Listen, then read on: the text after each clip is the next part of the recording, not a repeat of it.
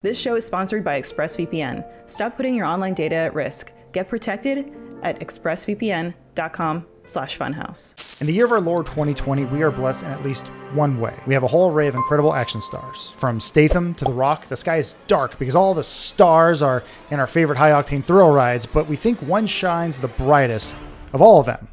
Who is that, James? Well, he's a self-made star who has carried multiple franchises on his back and formed some out of pure force of will and commitment. He has a truly wild backstory, a signature style, and the ability to bring a sense of joy and fun to basically any movie he shows up in. That's right, we're talking about Vin Diesel.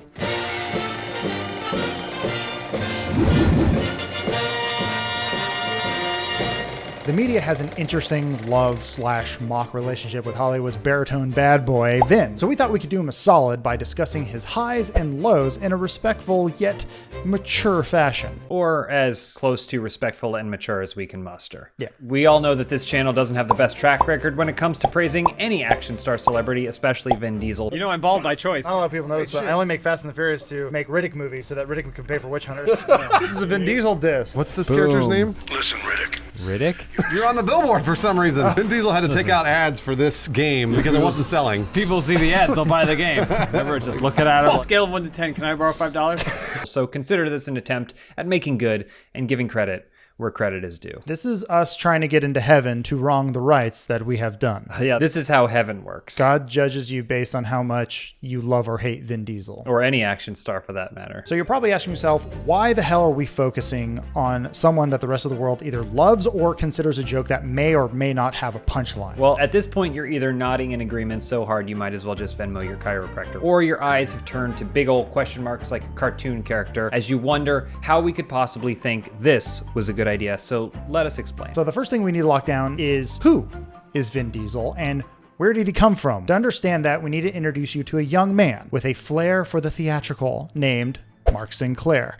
When he was 7 years old, Mark, his brother, and some friends broke into the theater of the new city in Greenwich Village, fixing to do some old-fashioned vandalism. Before they could get their Banksy on, the theater's artistic director caught them, and instead of calling the cops or getting them in serious trouble, tapped them to appear in the theater's production of Dinosaur Door, and thusly, a legend was born. Over the subsequent years, Sinclair participated in more theater productions as well as breakdancing and other forms of performance.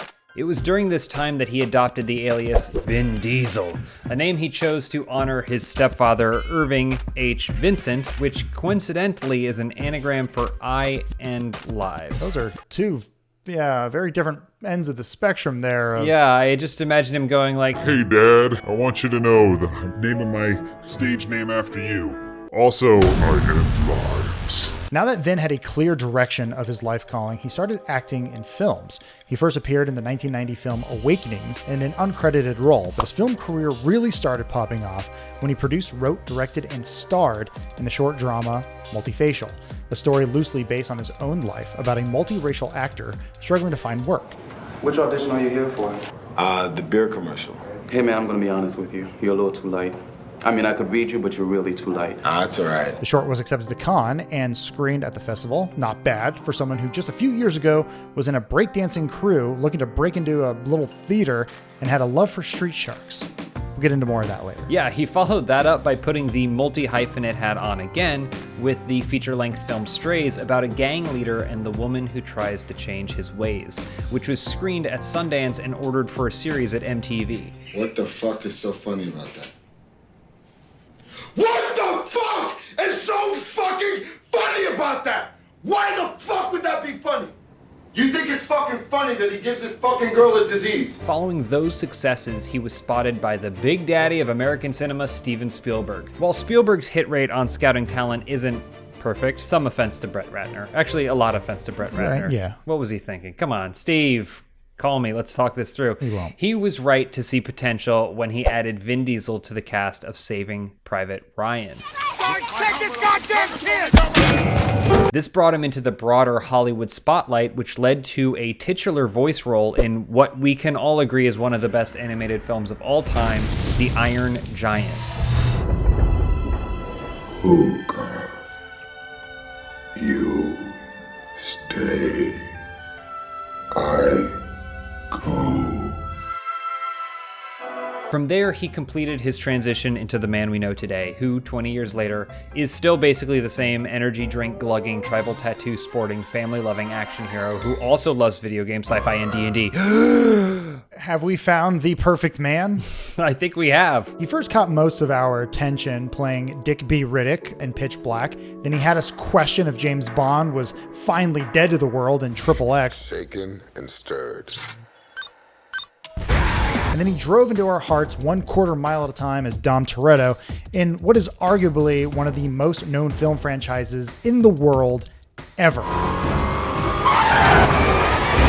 We'll talk more about that as we move on, but first, let's talk about what sets Vin apart when we see him on screen. But first, a quick word from our sponsor, Manscaped. Summer's here and we could not be more thankful to be sponsored by Manscaped. You've already heard us talk about the Lawnmower 3.0, in my opinion, the best way to keep your downstairs feeling fresh and the perfect package. And now Manscaped is back to make sure you look your best this summer. Introducing the Shears 2.0, a luxury 4-piece nail kit that gets you slashed tipped tweezers, rounded point scissors, fingernail clippers, and a medium grit nail file. Oh my. If you're like me, you're wearing a lot of flip-flops these days and you want your little ones looking good.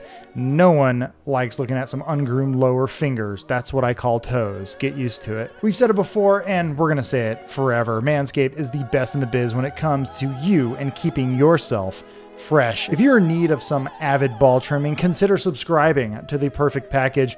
You'll get a new blade refill for your lawnmower every 3 months. That's 3 months of hairless, unscathed balls. Plus, for a limited time, subscribers get 2 free gifts: the Shed Travel Bag and the patented high-performance reduced chafing Manscaped Boxer Briefs.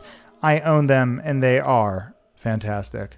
So get 20% off plus free shipping by using our code FILMHOUSE20 at manscaped.com. Once again, that's 20% off plus free shipping by using code FILMHOUSE20 at manscaped.com. Summer's here, and it's time to manscape. Back to the show. Take a moment with us and imagine a spectrum of action stars. On one end, you've got, say, Jason Statham, who's always winking to the camera with his over-the-top deliveries and action, all contained within his gruff, scary British guy demeanor. Not only is he playing up the silliness of the roles he takes, but the movies he appears in also seem to be doing the same thing. Yeah, the obvious examples are Crank and Crank 2, the Crankiverse, if you will, which take an absurd premise and bonkers leading character with an insanely goofy name, Chev Chilios, and cranks every dial up to 11, goes fully insane while gleefully pointing at itself and yelling, "How bonkers is this?" Then on the other side of the spectrum, you've got The Rock, Dwayne Johnson, the wrestler turned megastar, who is always sincere on screen. He has no interest in people smirking at his movies. He wants his characters and himself to be admired. If you wonder how true this is, just remember that he stated his desire on numerous occasions not to lose fights or to be beaten up on screen. It's a very wrestling approach in which you keep that character strong. The Rock's movies tend to always play the same way: sincere, earnest, and wanting you to take it at face value. Even movies like Rampage and Skyscraper, bonkers movies with silly premises, are played fully straight.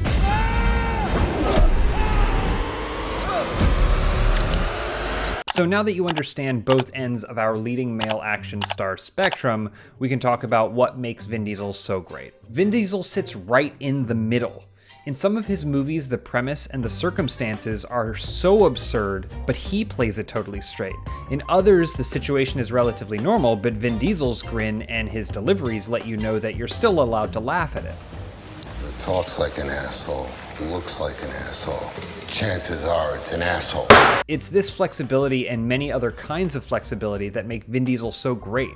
He's able to be funny and subdued or intense and earnest, depending on the movie and the moment. But his unique appearance, he's ethnically ambiguous by his own description, allows him to believably appear in a number of roles and fit in seamlessly. He can be a super soldier, an extreme sports secret agent, a drag racing car thief who also helps the cops or something, a space murderer, or even an FBI agent turned babysitter. That's not usually what we think of when we talk about an actor's range, but Vin Diesel is able to bring a believable combination of earnestness and smirking to almost any character you can imagine. Yeah, and also something worth noting here of all these action stars, bald seems to be the new beautiful, James. Absolutely. I think the more you make yourself seem like a Mr. Mr. Potato Head. The easier it becomes for the audience to imprint whatever they want onto you as a viewer. But it's not just his ability to blend winking with a sincere performance, but the level of dedication and passion he brings to his work that makes Vin Diesel stand apart. A few things start to make sense when you look at his career as a whole.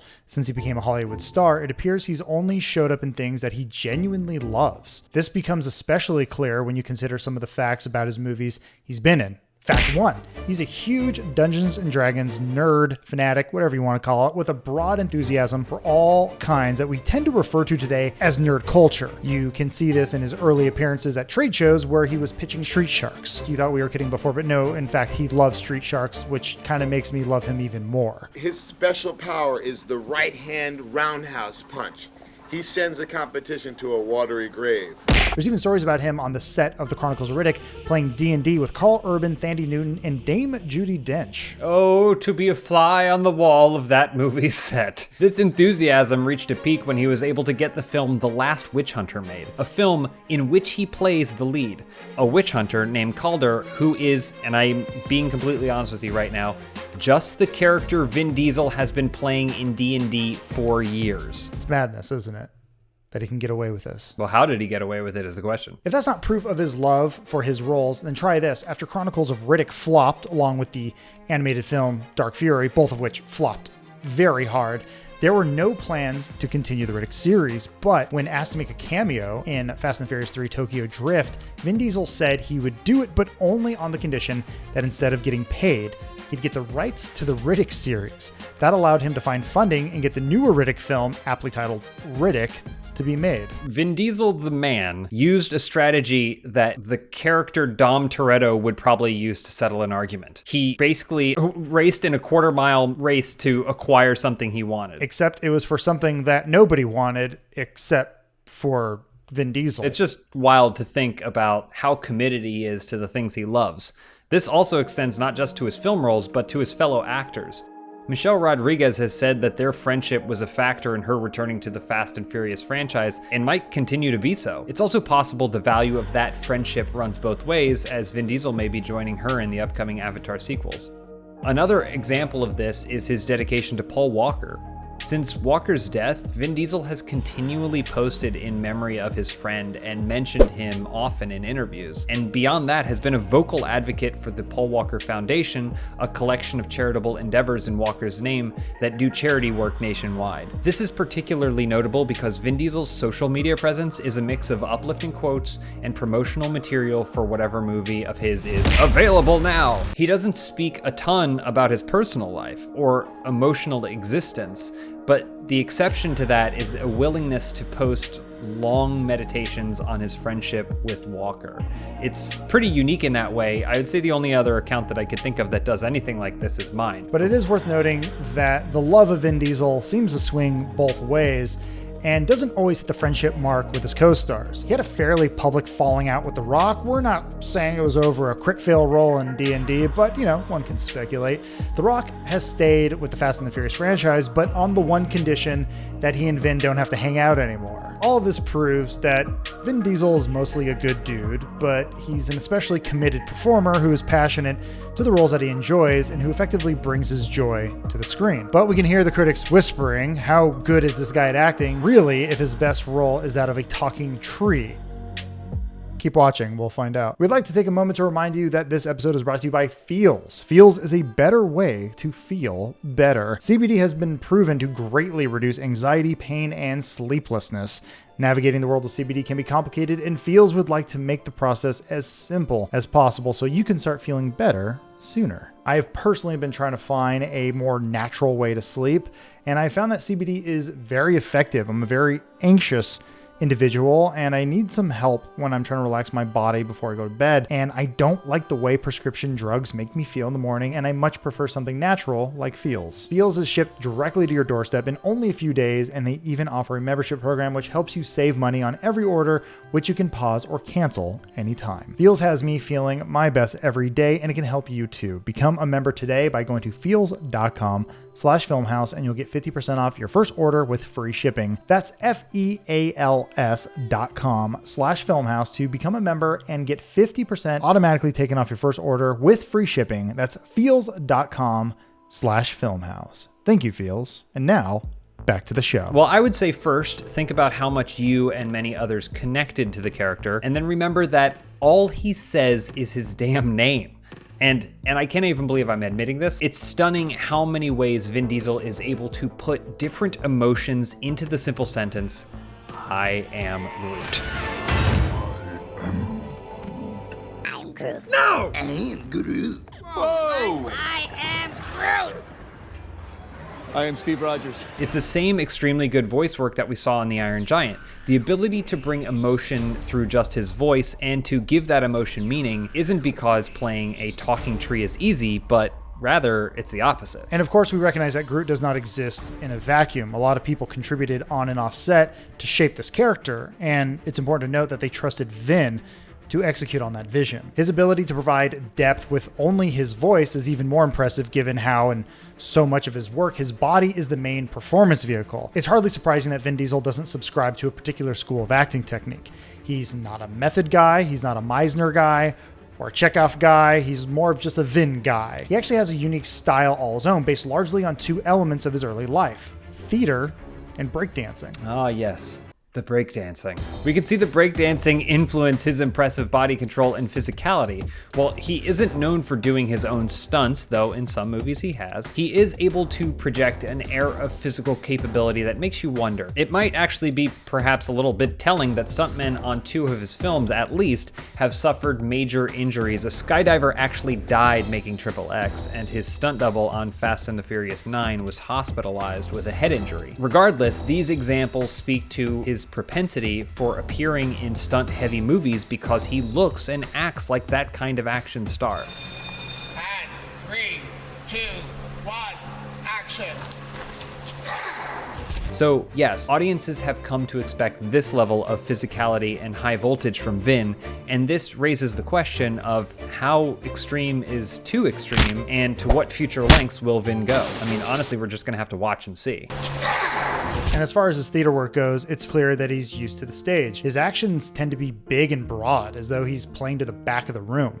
He's perfectly capable of playing things more subtle, see some of his earlier indie work, and his later serious roles that he did. But when he's in control, his characters tend to sit in a pretty low-key tone and then burst out into these huge moments of movement and action expression. Think of Xander Cage grumbling along until one of his friends is in danger, or Dom Toretto's sudden yells when things really heat up. Set up the deal! This is all classic theatrical acting, and Vin Diesel is able to translate that to stunt movies and car chases, which you have to admit is pretty impressive. I don't have to admit anything, Adam, but it does seem like we have made a pretty good case for what makes Vin Diesel special in a non-ironic way. But there is one more thing that we need to put on the table, and that is his weird relationship with masculinity. In most action stories, the heroes are also super handsome sex gods. Their action power and force are a metaphor for a kind of masculine power. Vin Diesel definitely has some of that going on, but not like most action stars. For instance,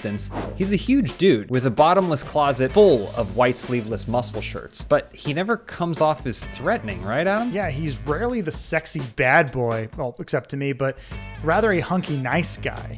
He cultivates a kind of masculinity which pairs well with his ability to wink at the camera. Those rare moments come up most often when he's playing his characters as hypersexual. Most notably in XXX Return of Xander Cage, one of the biggest laugh lines in the movie is when he has to have sex with a bunch of hot ladies to get some special codes or something. He looks at the camera and says, The things I do for my country. Unlike many other action stars, romance and sexuality are rarely parts of Vin Diesel's characters. In many of his movies, his relationships with the female lead is more of a partnership or friendship, but not romantic. In The Last Witch Hunter, for example, he and Rose Leslie have a relationship that in many movies would end romantically, but instead they just kind of end up as witch hunting buddies. Wait, hold on. Are you saying that there's nothing romantic about being witch hunting buddies with someone? It's a passion-filled industry, my friend. You might have to get HR involved, you know. I see what we're saying about it. It's not overtly sexual, but I still think that witch hunting together is kind of like, even if it's not physical, I mean, it's basically the same thing as crawling into that VR machine from Lawnmower Man and hooking yourself up to another person that's also a butterfly. Anyway, There does appear to be a conflict here. In some roles, he's banging nameless ladies, but whenever a female has some sort of character, he can be seen treating her as an equal. There do appear to be some outliers, as always. In Riddick, it would appear that he turns a gay woman straight, but what can we say? No movie is perfect. No truer words have ever been said, James, but Vin Diesel is a unique action star. One who combines all the things we love about action movies into one giant, semi-ripped, non-threatening, multi-ethnic package. He's able to make intense moments feel light and light moments feel tense. He's an easily accessible performer who makes it easy for someone to project themselves onto, like you said, a Mr. Potato Head of sorts. He challenges the boring masculinity of traditional action stars, and he's able to make his characters pop with his body or just his voice alone. He's an insanely kind and dedicated man, and he's clearly living the best life. I don't think we can argue with that one. And of course, he is the king of the nerds. So the question is Vin Diesel the greatest action star in the world today? Maybe that comes down to who you ask, but at the very least, he's made a hell of a career starting out as a kid who just loved some street sharks and wanted to bust up a theater. I gotta be honest with you, Adam. The more I think about this, the less I believe that he was going to that theater to vandalize anything. But I got a feeling that he wanted to go in there so he could dance. It wouldn't be the first time I subscribe to the conspiracy theory that we're all living in Vin Diesel's giant scam to make us like him. I mean, it sounds better than the reality we're already living right now. I just want to say thank you to everyone for watching this very special episode of Filmhouse. We want to do more of these, so if you did enjoy the episode, please let us know below. You can do that with a likes or a comment. Either one makes us feel really good inside. We also have some other shows worth checking out, right, James? Why is my shirt different? You can tune in weekly to our Filmhouse podcast where we talk about all things movies and entertainment news. We'll see you guys next time. Later.